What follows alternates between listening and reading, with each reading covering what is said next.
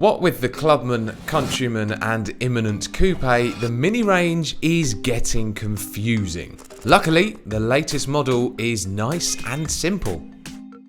It's the Cooper SD, and its purpose is very clear: to be fun and fast like a Cooper S, but frugal like a Cooper D. With a 2-litre turbo diesel, it's got the biggest engine ever to be fitted to a Mini, and it's also the torquiest ever Mini too, with 225 pounds-feet. The engine, which has 143 horsepower, will be offered in all new Minis, with Cooper SD starting at £18,750. That's £750 more than a Cooper S and £2,700 more than a Cooper D. I'm in the £21,000 convertible.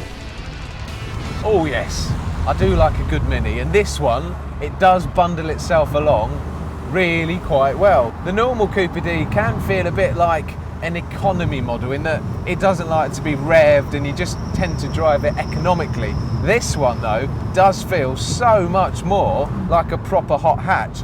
It can still pull from a tickover, but unlike the Cooper D, it also picks up when you give it some revs. It's a really good engine. However, let's just be clear about one thing. This is brilliant for a diesel, but it isn't as fast and as fizzy as a petrol-powered Cooper S.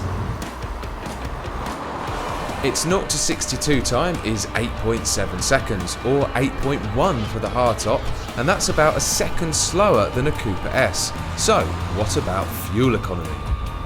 It's quoted as doing 65 miles per gallon to a normal Cooper D's 74. So far then, I suppose the simple truth has to be that it isn't as fast or as fun as a Cooper S, and it isn't as frugal as a Cooper D.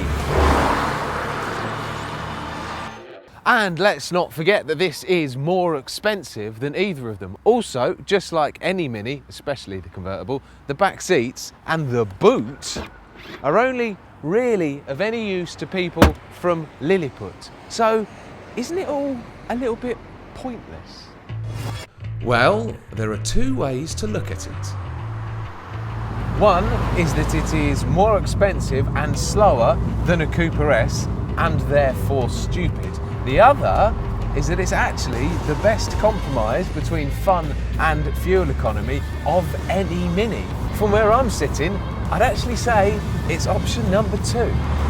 It's got the same suspension and brakes as the petrol-powered Cooper S. The steering is almost comically darty in the way it spears into corners, and despite having more torque than any Mini ever, torque steer isn't an issue.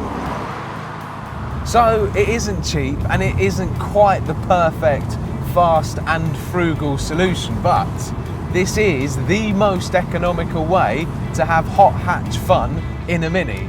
I think it's the best all-rounder they make.